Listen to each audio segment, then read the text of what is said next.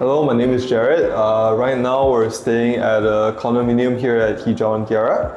I'm at the first floor of the unit.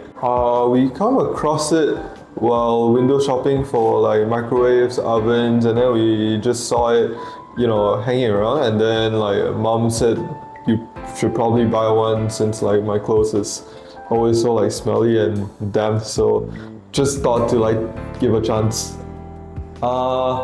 The worst part is probably not getting enough sunlight since I live so far down in terms of the level. There's like trees and a lot of shades, so I can't really dry my clothes properly, which is really a hassle when I do have to go to work with like really smelly clothes, damp clothes. I always get issues of having it very smelly. Colleagues like called me out. Mom even said like, oh, you should probably like get a dryer.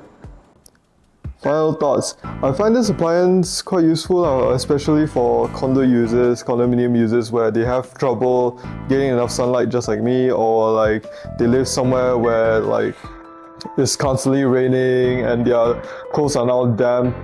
This is just like the perfect fit, and it's not too big, not too expensive, just for me.